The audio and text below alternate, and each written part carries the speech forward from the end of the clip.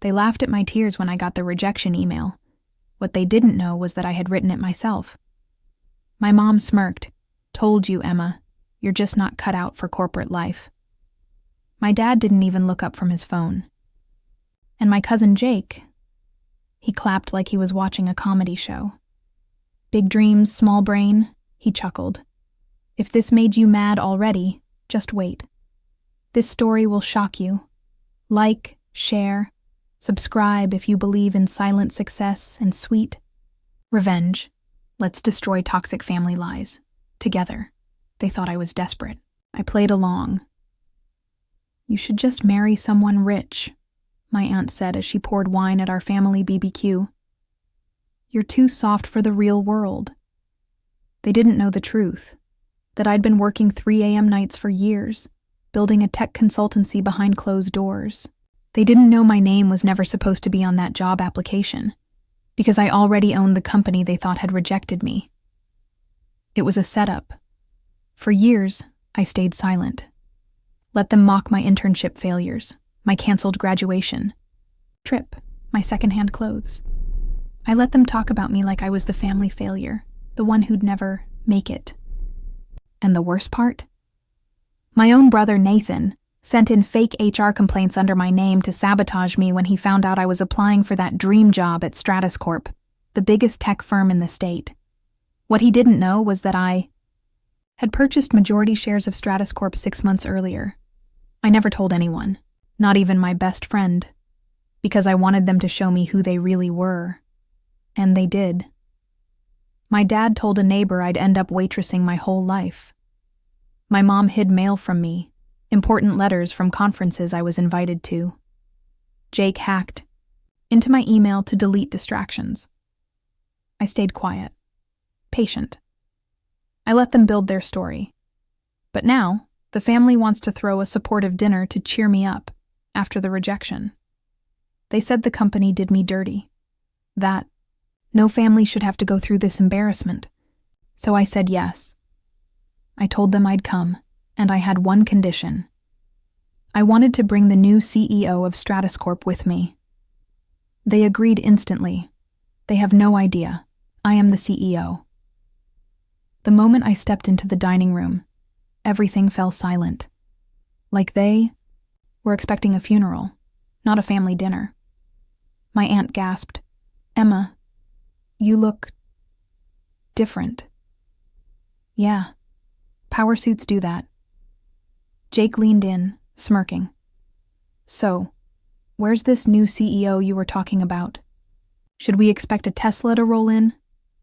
I pulled out the chair at the head of the table, their dad's chair, and sat down without a word. Then I placed my phone on the table and hit play. The room filled with the voice of our company's boardroom. Announcement. Effective immediately, Emma Collins has taken full executive control of Stratus Corp as majority shareholder and CEO. Silence. Nathan dropped his fork. My mom blinked like I had just spoken another language. My dad sat up straight, confused. "Wait, what did that just say?" I stared at each of them.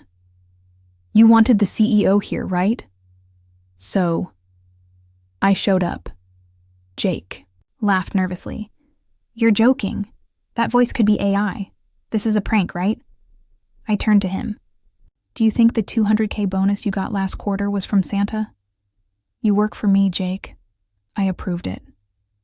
His face turned white. I stood up slowly and walked to the middle of the table, my voice steady. "You remember that fake complaint HR got about me 2 months ago? The one that said I was unstable and not a culture fit?" Nathan choked on his drink. "How do you—" "Because I own the company. I read every report. I knew it came from your laptop. I just wanted to see how far you'd go." My mom stood up, trying to salvage the moment. "Emma, sweetheart, we just didn't want you to get your hopes up." I cut her off. "You didn't want me to succeed." "There's a difference." Dad finally spoke, his voice flat. "So what? You were playing all of us this whole time?" I looked him dead in the eye. "No, I was watching. Then I opened my purse and took out a stack of sealed envelopes. Inside each of these is a list of things you've done to me over the years. The sabotage, the lies, the names you called me behind my back. And now, the terms of your termination. Jake lunged for the envelope. You're firing me? I smiled. You bet I am. But before anyone else could react, Grandma walked in. And what she said changed everything. Grandma's voice cut through the tension like a knife. I warned. All of you, she said, her cane tapping against the tile floor as she entered. But no one listens to an old woman. Everyone turned, stunned. Grandma never took sides. She rarely spoke during family fights. But now, she looked furious. She walked over to me, took my hand, and kissed it. Emma, I always knew you were building something. I saw those sleepless nights, the burned-out candles, the quiet pain. I didn't say anything because I trusted you had a plan. My mom stepped forward, flustered. Mom, she lied to us for years. She hid everything, Grandma snapped. No, you just never cared to ask. The room went dead silent. Then she turned to Nathan. And you forged reports to ruin your sister's career? Nathan stammered. It was just a joke. It wasn't a joke when you printed out fake psychiatric evaluations and left them in her backpack during Thanksgiving, or when you stole her prototype and tried to sell it to a competitor. Nathan's face turned pale. You knew? I know everything, Grandma whispered. And I kept every receipt. Jake finally broke the silence. Wait, hold up. If Grandma knew, and Emma planned this, are you telling me this entire dinner was... I cut in. A trap? Yes. My phone buzzed. I picked it up, smiled, and turned the screen toward the table. Meet your replacement, I said. A video call connected, and a sharp-looking woman appeared on screen. Hi, I'm Ava. I'll be taking over Jake's department starting Monday. Thanks for the opportunity, Emma, Jake shouted. You're replacing me with her? She's a new hire. She's qualified. You're not, I said coldly. My dad stood up. You can't do this to family. I tilted my head. Funny, that's what I used to think too. Then I pulled out one final envelope, the thickest one, and slid it across the table to my mom. She hesitated. What's this? Proof you took money from my trust fund when I was 17 and bought yourself that emergency vacation to Florida. Her lips parted, but no words came out. I wasn't going to say anything. I was going to forgive and forget. But then you told people I'd never amount to anything. Grandma leaned over her shoulder and whispered, You really thought secrets stay buried in this family? You raised a CEO, not a fool. Everyone was frozen. I looked around the room one last time. I didn't come here for revenge. I came for closure. Then my eyes met Nathan's. But just when I thought I knew every betrayal, he smirked. You don't know everything.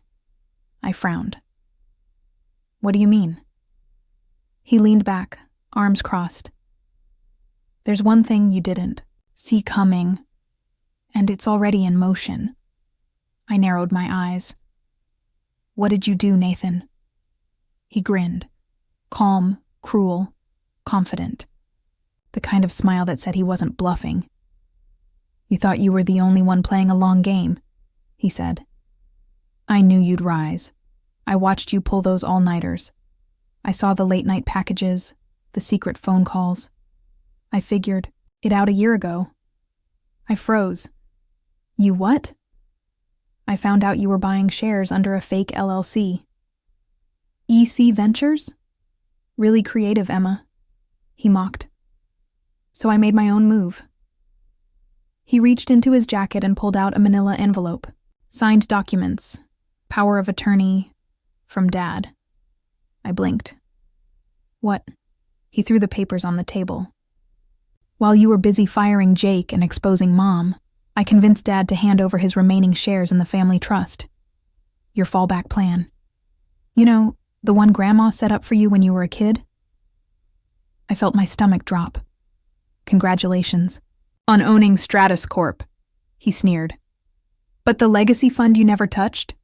The one with multi-million-dollar real estate, bonds, and gold? That's mine now. I grabbed the documents. Legal, stamped, dated 2 weeks ago. You tricked him, I said under my breath. He shrugged.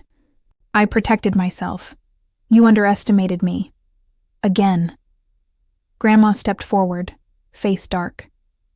You used your father's declining memory against him. Nathan didn't blink. It's business. Emma should understand. I looked at Dad. He sat, motionless, clearly unaware of what had been done. His eyes were blank, lost. The truth hit me like a brick. He didn't even remember signing those papers. Nathan leaned in close. You wanted a war, sis? You just got one. The room spun. For a moment, I didn't know what to say. I had planned everything. But I never saw this coming. Until Grandma whispered, he may have the trust now, but he's forgotten one thing. I turned to her, heart pounding. What? She smiled. That trust? It has a trigger clause, and it's locked behind a code, one only I know. Nathan's smug grin vanished. You may have stolen the papers, she said, but without the code, they're worthless. Then, she turned to me, placed her hand on my shoulder, and said something that shook the whole table. And Emma, you already cracked the code 12 years ago. You just don't remember yet. The entire room fell into a tense silence. 12 years ago? My mind raced. I was just a teenager then. What code? I asked slowly, eyes locked on Grandma. She stepped closer, her voice soft but steady. You were 13. You used to write stories in your red notebook. Do you remember what you titled the one about the girl who built an empire in secret? I blinked. My heart skipped. Project Northlight. Grandma smiled. That's the key. You gave it to me for safekeeping, remember? Said it was the one story no one was allowed to read. The one with your real dream in it. I staggered back, stunned. That notebook. I'd buried it in my closet for years. Never opened it after high school. I never realized it had anything real in it. Nathan lunged for the trust papers. You're lying. That clause was removed. Grandma calmly turned to him. Check the fine print, page 7. The clause is buried under a conditional asset freeze. I helped draft it with the original lawyer. Jake scrambled to grab the documents and flipped through. His face went pale. She's right. It's there. Transfer void unless verified by secondary security code provided by the beneficiary at the age of maturity.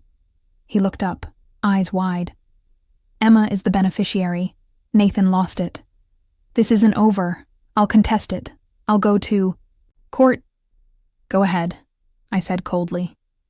But let's see how the court reacts when I reveal your attempt to manipulate a mentally declining parent for personal gain. You won't just lose the trust. You'll lose your job, your credibility, and maybe even your freedom. His mouth clamped shut. I took a breath, calm washing over me like never before. I didn't ask for this fight, I said. All I ever wanted was to be respected, supported, treated like I mattered. I turned to my mom, who hadn't said a word since the envelope. You didn't protect me. You tried to control me. And when you couldn't, you turned against me. She looked away. I built everything they said I couldn't. Not for revenge, but to prove that I didn't need anyone's permission to rise. I stood tall, full of the strength I once doubted I had. Grandma reached into her purse and handed me a worn red notebook. Finish the story, Emma. I looked down at it, Project Northlight, and smiled. I already did, And as I walked out of the house, every door they tried to shut on me, I had turned into a gateway. Because sometimes silence isn't weakness. It's strategy. And when the quiet one finally speaks, the entire room listens.